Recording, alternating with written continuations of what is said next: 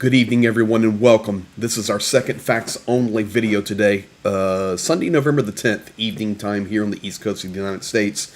Thank you, first of all, for being here and supporting the work and the efforts. And for all of you that were commenting earlier, I'm liking the facts, Greg. I'm liking the facts. So thank you for that. I appreciate it. And with that, I want to jump right in and get to the facts for this evening. Joseph Borrell has been in Kyiv.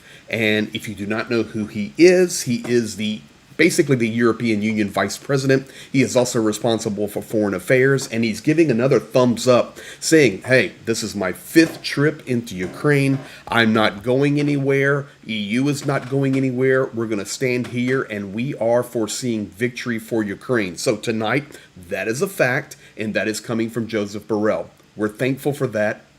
You know, this week has been a challenge. Many people having different opinions about the election in the United States. Donald Trump becoming the president-elect. He will assume office in January of 2025. But the reality is nations are standing up. And what everyone expected to happen is not happening. We shall see, but the best way to look at it is day by day by day, and fact by fact. The bottom line is Ukraine is fighting, and the world is standing with Ukraine as we are, and we will continue. Secondly, I told you guys a few days ago that I would confirm with you when Trump had spoken with Putin. I can tell you right now that, according to the Washington Post and some other sources inside Ukraine, that this is why I'm confirming. Honestly, I would never have shared this if it was just Washington Post, but have confirmation from inside Ukraine that yes, Donald Trump did speak with Vladimir Putin. He has also spoken, of course, with Vladimir Zelenskyy and the team there. And basically, this is the message that we know potentially happened. Vladimir Putin, don't escalate the war, and let's talk about it more in the future. That's it, guys. There has been speculation. There was talk about, okay, Crimea's on the table to give that away. And of course, Trump administration, or the new administration that's coming in, came out, debunked it, and says, no, that is not what we're saying. That guy is not our spokesman. So guys, as I've shared with you, let's go fact by fact by fact. The bottom line is Trump has spoken to Putin. Trump has spoken to Zelenskyy. And all we are confident in is that the message was, do not escalate. Well, since that has happened, Russia unleashing record number of drones across Ukraine last night. Ukraine unleashing record number of drones across Russia. So this is where we're at step by step. And as we learn more, we'll share it. Facts only. Third fact, UK's United Kingdom, Trump's statement after Trump's victory is we will continue to support, and we are resolute in our support for Ukraine and their independence. And this is actually a statement from the Chancellor of Finance, Darren Jones. He specifically referred to the 1991 Ukrainian sovereign borders, including Lugansk, Donetsk, Zaporizhia, and Kherson, and Crimea. He says, listen, territories are basic principles. So, another piece of good news tonight. And by the way, if you've made it this far in the video, you need to hang on because I'm going to play for you President Zelensky's address tonight, just a couple of minutes, where he is updating Ukrainians on who and how new support is coming for Ukraine. You don't want to miss that in just a minute. So, territories are basic principles. Once again, another piece of good news. Now, another fact. Zelenskyy, the commander-in-chief, well, the general commander of the Ukrainian Armed Forces, of course, the commander-in-chief being President Zelenskyy, but Zelenskyy updated Christopher Cavoli. If you do not know who Christopher Cavoli is, he is the United States general there, the European command. He said to Cavoli, and this was yesterday, this is a fact, the situation remains complicated, and I'm quoting, and moving towards additional challenges. Two places we're talking about specifically here, the enemy leveraging its superior numbers, continues offensive actions, and concentrates its main efforts on Pokrovsk and Kharkov. I am planning for a live stream either tomorrow night or Tuesday night depending on when I can gather the best information. I have more information coming in from our partners on the ground in Ukraine that I need to share with you. I've got a thank you video from Fish, other soldiers that you guys are supporting. I'm putting it all together, and so look for that. But we'll look at the map, but I can tell you, down in the south, Pokrovsk and Karakova, as we have been talking about nonstop, General Siersky confirming it, of course, and sharing it with Kavoli. That is what's up. Now here, a bit of sad news. I can't share it for every soldier that is that gives their life for Ukraine, but this is 22-year-old British citizen, defender and hero of Ukraine, Callum Dreiler. He died at the front. He was a soldier of the International Legion. And you may be there tonight going, okay, Greg, we lose soldiers every day. Why are you showing Callum? The reason I'm showing Callum is because I have actually met Callum.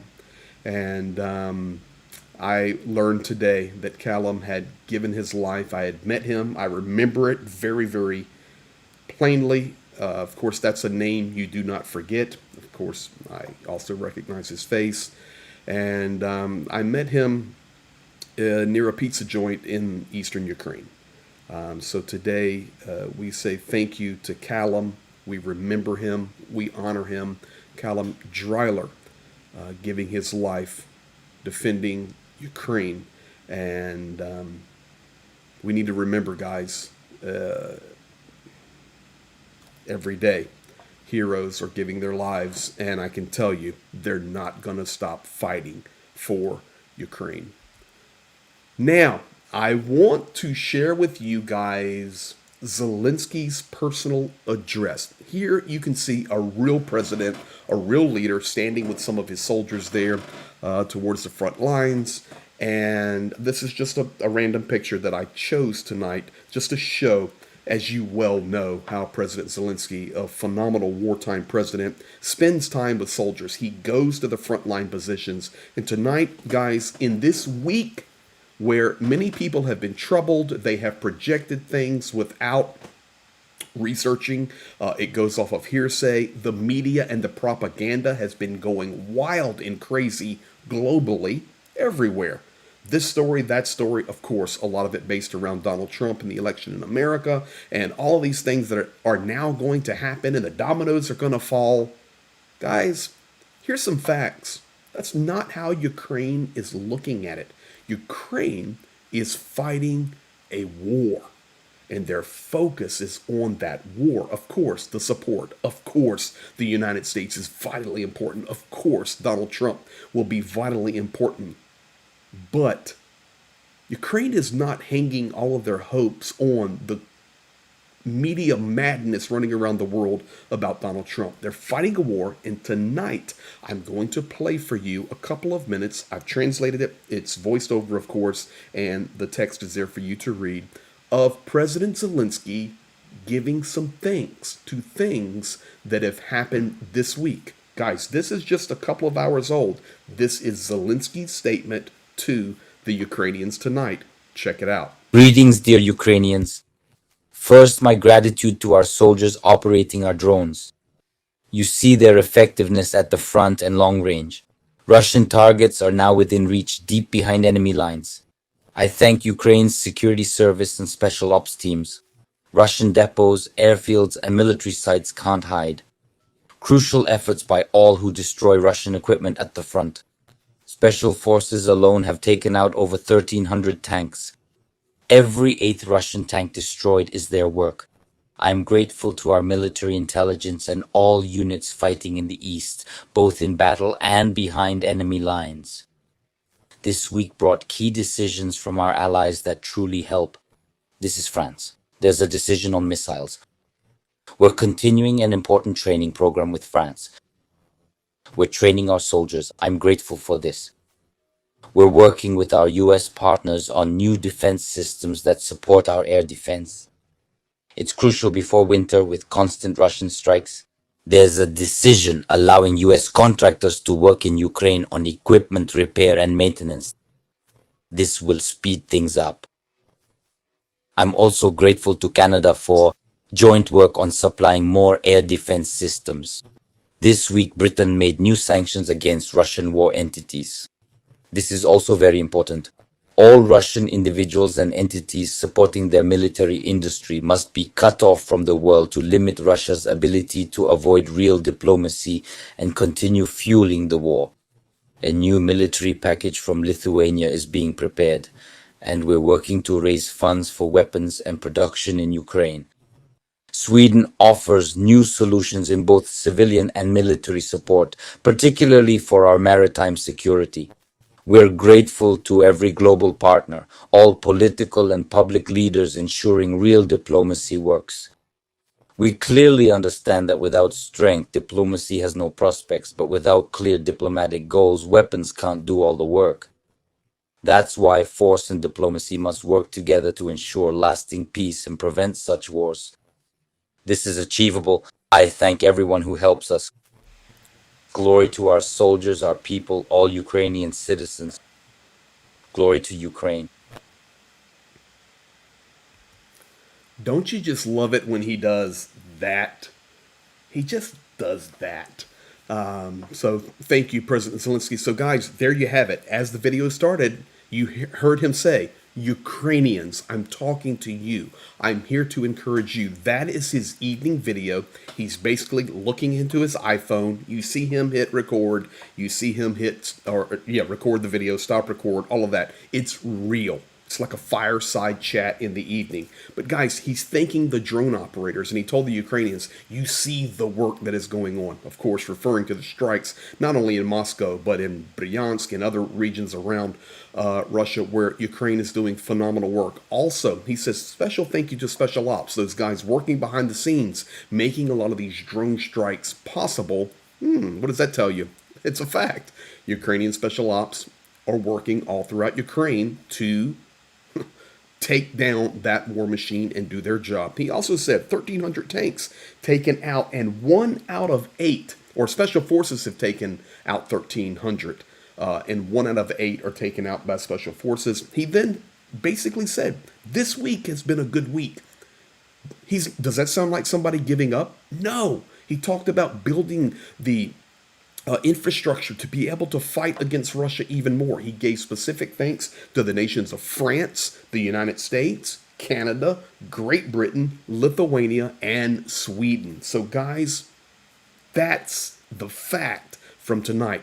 Zelensky not sounding discouraged, but passing that message of encouragement on to his people. And that last powerful statement, force and diplomacy work together. Force and diplomacy are partners. So guys, that is where we're at Sunday evening Eastern here in the United States. It's middle of the night over in Ukraine. Drones are flying around. So escalation or no escalation, the war continues as is, and we continue as is, standing and fighting and supporting Ukraine and doing the best that we can. With that said, thank you for being here. Thank you for all the new subscribers. Thank you for your comments, for your likes, for sharing and telling others, and for your support. This week, guys, this week, we're getting fresh video in from Zhenya. I just got off the phone with them. We're delivering 2 more armored vehicles, and you guys this week be ready for a ton of frontline action where we are supporting the Ukrainian soldiers, military, and people there on the front, helping them get the job done. Together, we make a difference. Finally, thank you to the moderators. Guys, this team works hard, not only on the lives, but in our Discord. If you haven't joined the Discord, I invite you, because in our Discord we have a really good time, family environment, a lot of communication, not only on Ukraine but about all kind of topics of the world, even down to recipes and photos. It's an incredible place. The link is in the description. We're almost over 400 members in our Discord. Please join us. Can you be the 400th member in our Discord? I hope so. I'm sure one of our moderators or myself will give you a big shout out to say, hey, you're number 400. Thank you guys for all that you do. Be blessed, and we'll talk to you tomorrow.